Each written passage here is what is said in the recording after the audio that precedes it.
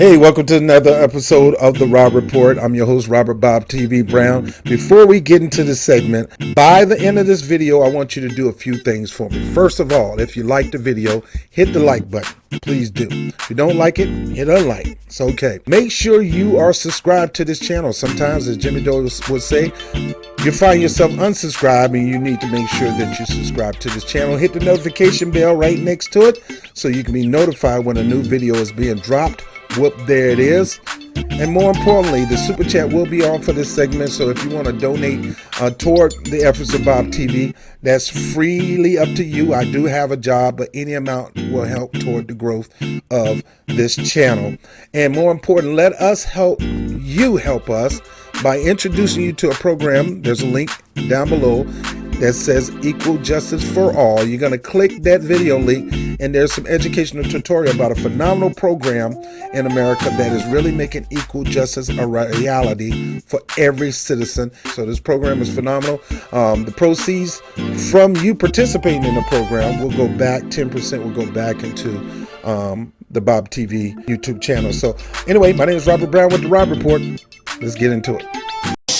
Blue collar, white collar, black professors, white scholars, politicians, Dalai Lamas. Everybody in the whole wide world need hope if I be honest. I'm in that number. Ilhan. Y'all know I got a little crush on this young lady. I think she's cute as a button, and she got a little fire with her. So I'm always going to be a little biased with Ilhan Omar. But the persecution of this young lady is horrible. We act like in America we don't actually have freedom of speech. Like she can't speak her mind, she can't speak her heart because it's going to shame other people, or it's going to shame the party, or it's going to make the party look bad.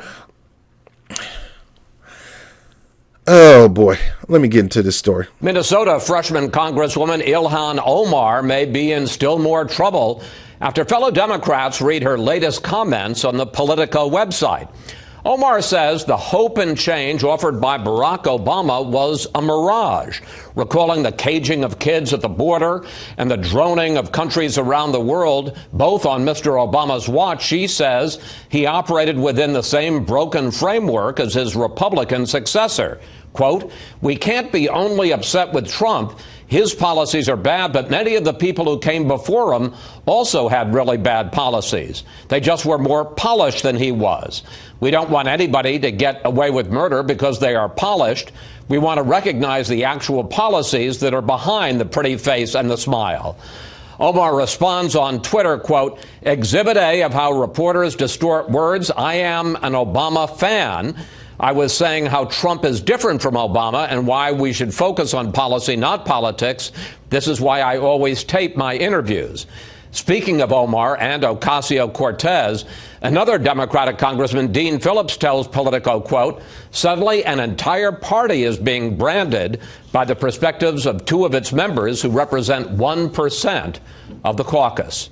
This article, let me understand this. I was a little sketchy about Justice Democrats, a little sketchy for Our Revolution and the different organizations that was going to primarily put more people in the office that's going to shake things up and be a little more about follow along with Bernie's agenda.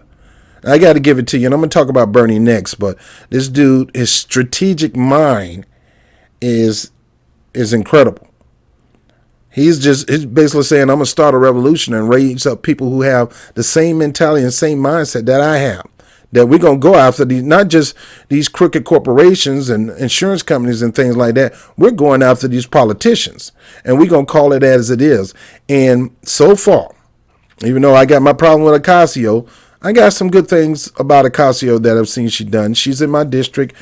She represents my particular area in New York City, in the Bronx. And, most of us know her before she ran for office. She's worked in a lot of things to help out the community, fresh food and meats, trying to get prescriptions, almost like Bernie. She talked the talk and walked the walk. But these fresh new brand of people that are coming in, is really shaking things up now. As far as Ayanna Presley, she's a clean suck up. I don't trust her. I got my eye lifted up like the Rock. But Ilhan, this lady, she continued to oppress me. You know me, I don't look at parties, I look at people. She continued to oppress me with the truth she tell. Now let me continue this video. His policies are bad, but many of the people who came before him also had really bad policies. Her talking about Trump, and then talking about people who came before Trump, his predecessors.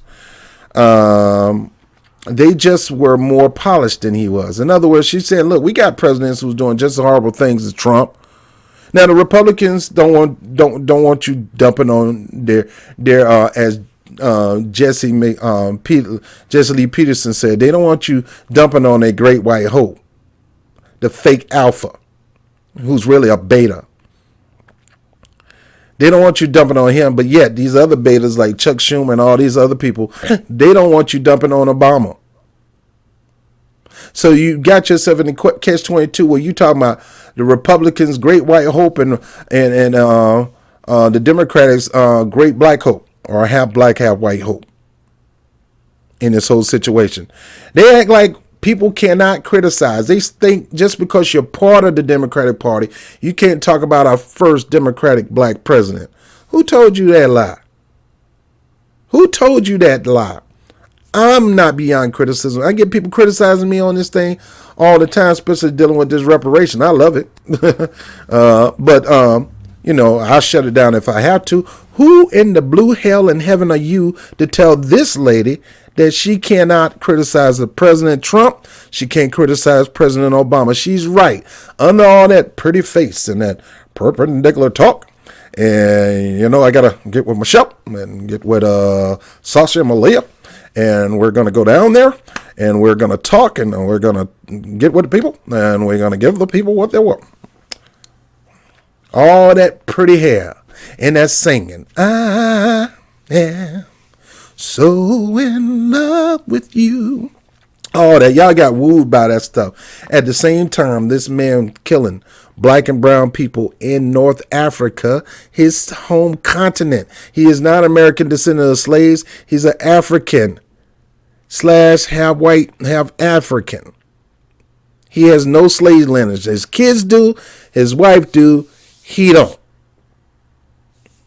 So it was simple. So you can jump on me because of Ilhan. I wish she wouldn't have backtracked on this because she did. Let me finish this. She said his policies are bad, but many of the people who came before him also had really bad policies. They just were more polished than he was, Omar said. And that's not what we should be looking for anymore. In other words, we're not going to be falling for all this, nah. We're looking for real deal, to the grind, to the metal people to be in politics. We want to recognize the actual policies that are behind the pretty face and the pretty smile. And Obama had that pretty face and he had that pretty smile, slim, tall, looked good in the suit, had that good perpendicular talk, and he had his beautiful family, and everybody got mesmerized, not looking to the policies, which a lot of them was horrible.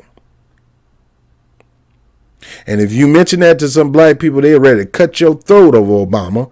When the fact of the matter is, if you go to Oprah's Secret, you look at the things they vote for, you looked at the things that he implemented, is downright horrible, especially when it came to foreign relations, and him working with Hillary Clinton, who was also a horrible candidate, who tried to act like she was black people's savior, and at the same time, didn't have no problem trying to kill Gaddafi, another black man, and trying to ruin the country that he made rich. So Ilhan was right. They polished, they got that smile, they're cool, calm, and collective. And we gotta tell Pookie to put his pants up. We're gonna visit the private prison system, and we're gonna do whatever we can to shut that down. People got mesmerized by that. She said, I want people to recognize the actual policies instead of looking at their pretty face and smile. She ain't talking about Trump with the pretty face and smile, but she's talking about those policies that Trump had. We don't want anybody to get away with murder because they're polished. Now, people took this as calling Obama a murderer. They assume that she's talking about Obama in this whole piece. That's what they assume. Sure, she criticized Obama on droning. Yes, because he did too many. Same thing with Trump, droning. And most of those drones are going to North African countries, totally annihilating. We participating in genocide with our own tax dollars to these nutcases, passing these laws, giving all this money to the military complex with our tax dollars. But some of you going to people getting upset over reparations. Get out of here. You need to say no and so to stop them from using our tax dollars to cause genocide in North Africa. The explosive comments about a man lionized by the Democrats were only the latest in a series of incident statements that have put the national spotlight on Omar, a Somalian American Muslim who spent 4 years in a refugee camp in Kenya. And see, that's an incredible story that most people won't even look at. This lady spent 4 years in a refugee camp in Kenya, where Barack Obama lineage is. His daddy was Kenyan. She spent time in a refugee camp in Obama's native country after her family fled the violence in their homeland in February from Somalia. So they left Somalia, went to Kenya for safety. No different from people coming from South America coming up here trying to save their lives. In February, her second month in office, Omar responded to a tweet about House GOP leader Kevin McCarthy, threatening to punish her and another congresswoman for criticizing Israel, saying it's all about the Benjamins, baby. How is that a criticism of Israel? Was she talking about Benjamin Netanyahu? No, she was singing a song about money. She tweeted a line from a Puff Daddy song about $100 bills. Critics said Omar was perpetuating a hateful trope about Jewish Americans and money. Who said that? How did you get that out of that statement? You pulled that out of your behind, because that's not all about the Benjamins, baby. It has nothing to do with anti-Semitism. It has nothing to do with Jews running the world with money, as most people say. You know, some people say in my culture, we believe the man is trying to handle everything, and most of them are not Jews. Well, some of us do. Some people do have those ideologies that they believe Jews run the world. Some have ideology that the white man running the world and white supremacy. And there could be some hint of that's true, but that doesn't mean every Jew. That doesn't mean every white people or white person. They got misconceptions of black people. That don't mean every black person is like that.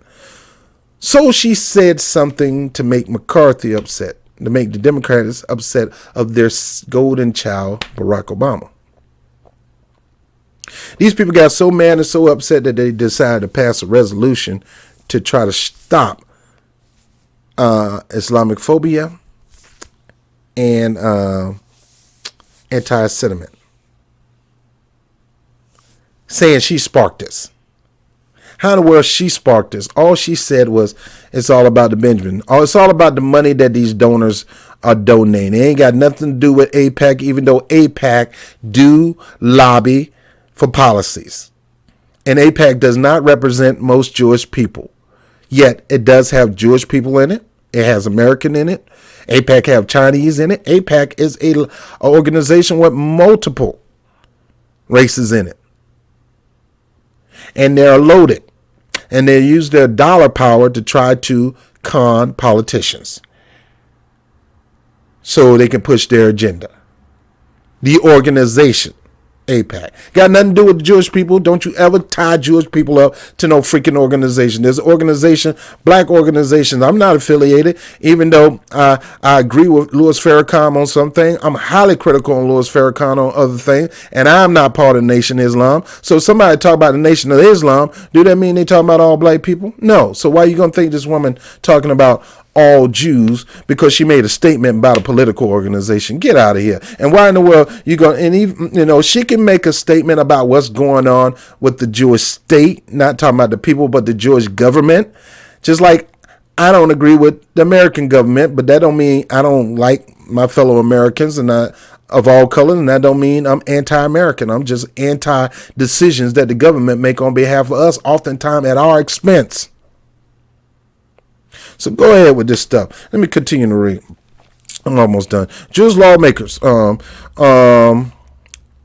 It said the ensuing firestorm rattled the Democratic House majority and spurred days of recriminations and tense negotiations that led to a compromise package condemning bigotry that sailed through the House on Thursday, with only 23 Republicans voting against it. It went through the House and it's probably going to go through the Senate. And what it is anti-speech laws. I mean, if you got this twisted way of thinking about black people or Jews, that's your butt. If you want to mouth off about that, that's your butt. I ain't got to listen. I'm not trying to legislate your speech. But that's what they're trying to do. They're trying to muzzle people in Congress' mouth from talking about certain segments of society. And it's not necessary. The people that they're talking about, they may be critical of the government that represents that country, and they're trying to stop them from talking about that government. No different from Jeff Bezos, who won't hire you and will fire you if you say anything about him in his so-called free press newspaper, the Washington Post. 23 Republicans voted against this. That's it. The party left wing, led by New York Representative Alexandria Ocasio-Cortez, say Omar was being singled out, and she's right, when others at the highest level of government has said the same freaking thing and said things that were worse than that and escaped censor. Because that's all this is, the censorship. More moderate Dems, including Jewish lawmakers such as New York Eliot Engel, wanted the resolution to focus only on anti-Semitism as a direct response to Omar's comment, which questioned the loyalty of politicians who accept donations from pro-Israel PACs and organizations. Ultimately, after days of the chaos and acrimony, House Speaker Nancy Pelosi was able to unite her caucus in a big box and a big majority of Republicans to back the compromise. And Omar, along with Rashid Tlaib of Michigan, the first Muslim woman in Congress, says she's willing to keep speaking out and be Republicans' punching bag if it helps advance her agenda, a prospect that likely makes many of her fellow Democrats cringe. This is the problem I got with this is supposed to be America, who's supposed to be pride in free speech. You may not like what I got to say. If you don't like it, take your ears and your behind somewhere else. I got a right to stand up and say what I want to say. She wasn't using racial slurs. She talked about an organization that tries to put money in pocket of our government, just like any other lobbyist organization. That's what they do. Put money in the pockets of politicians that's going to advance their agenda, and she was right. And she was right about Obama. And a lot of other politicians. People talking about Joe Biden. Joe Biden might be the second best thing to Obama. That is no compliment. No compliment. You go look at his record of legislation and you'll find out that is no compliment. So to beat on this lady, to ostracize her because she speaks truth to power, does this country no good. When there's other people who said worse. The way Republicans were talking about a Barack Obama, they're putting up monkey faces and everything, talking about, and you going to get on Ilhan because she tells the truth about an organization, and then she tells the truth about a government or a former president. So you're going to legislate the opportunity for us to have free speech. And then for this fool politician who's trying to make sure it go further than that just to shut her up. Why? You just make yourself look like an idiot when you on purpose try to support legislation to stop somebody in Congress from speaking out. It's no different than when Elizabeth Warren tried to say a quote by Coretta Scott King. They're going to try to shut up. No, you shut up. You don't like what I got to say, walk off. And if you allow these politicians to push legislation like this without you getting on the phone and calling them and telling them about themselves, Nancy Pelosi included, I'm going to be calling Chuck Schumer. Casio is doing the right thing, but I'm going to be calling Chuck Schumer and anybody else who pushed this legislation. Of course, he's going to push it because he's in bed with AIPAC too. Yeah, I said it. And he's taking money from them too. There's certain people you just can't trust, and here's one. Ilhan, baby girl. Let me put my hand over here. Baby, you know I love you. Keep doing this. Keep doing what you do, baby. Keep doing what you're doing. I love you. I really appreciate you. You keep being that firebrand, baby. You keep telling it like it is, like your dream husband, Robert Brown. I know you're married, but you married the wrong one. Let me stop.